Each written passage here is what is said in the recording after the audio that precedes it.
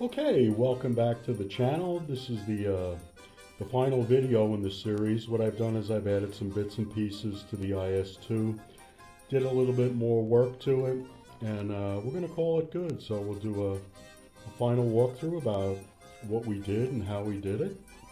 And thanks for staying tuned. Okay, what we did was we took a trumpeter IS1, and converted it with mostly parts from the kit into a Model 1943 IS2. The gun tube muzzle brake is from a Tamiya IS2, and it was a spare that came in the IS152 kit. Some of the other things we did was we did a bit of bashing on the fenders, and you can see that here we've removed some, and we beat up the back fenders a little bit. The back fenders, I'm okay with them. I wish they would have turned out better. I didn't realize that they were an integral part of this assembly here. So also what I did was I beat up the fuel tanks. I only put one fuel tank on. What I wanted to try to do was use paper that I've stiffened with paint and a bit of gloss varnish, and make the hoops that actually hold the external fuel tanks into place. Another thing that I did was I always like the zip box here. I think the zip box is a neat feature, but when I bent the fenders, I needed some way to secure it to the vehicle, so I improvised the strap out of that same paper formula I used for the hoops on the fuel tanks, and made a little not a great buckle, but I made a buckle out of some very soft wire.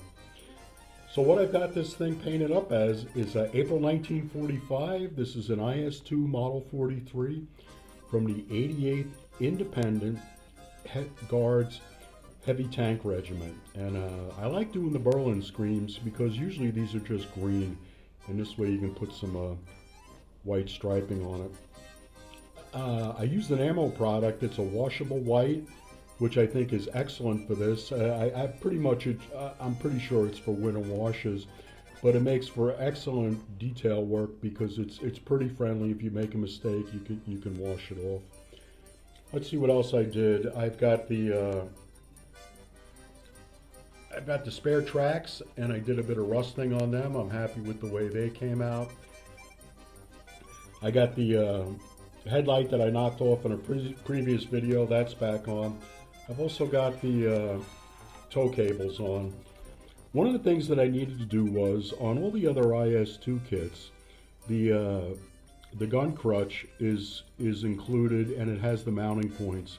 So the kit came with the gun crutch, but it didn't really show any way how it was mounted. So what I did was I just cut some discs out and made some sort of mounting. So it looks the part.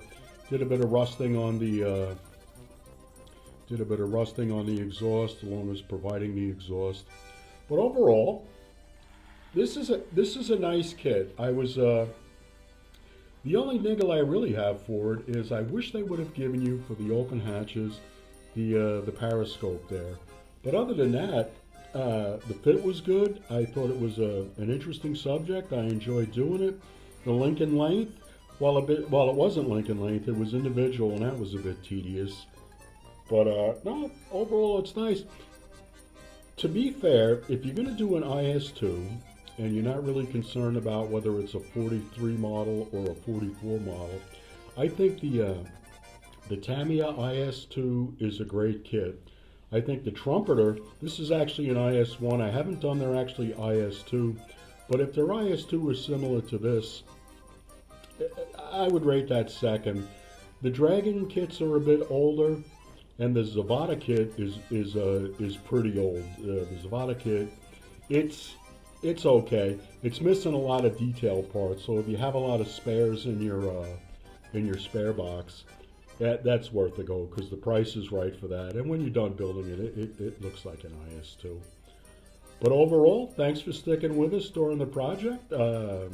We've got a Stug beginner's build going, and we're about halfway through that. We're past the painting point, and we're doing we're doing weathering now and final assemblies. So I'll give you a bit of a twirl. At some point I will get the obligatory rotating base. Got the turret, which I was pretty happy with. Yeah. In a previous video, I show you how I mounted the 122 gun tube to the trumpeter mantlet. This was nice. You got photo etch in the kit. I didn't use the cables that came in the kit. I have a spool of thick thread that I use for everything. But yeah, I can show you what it looks like from underneath.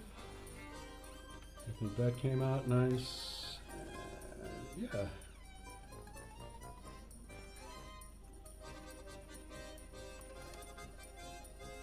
And overall, if you happen to come across this kit, I don't think you'll be disappointed. But remember, the kit as it comes is an IS1, which they made 150. There's some doubt whether they actually got in combat before they went into the rebuild. I've seen some references said yes, some say no. For me, I just wanted the what's known as the broken nose, because I think that looks pretty neat. Well, again, thanks for staying with us, and stay tuned, like and subscribe. We're always got something on the go here. All right, thank you.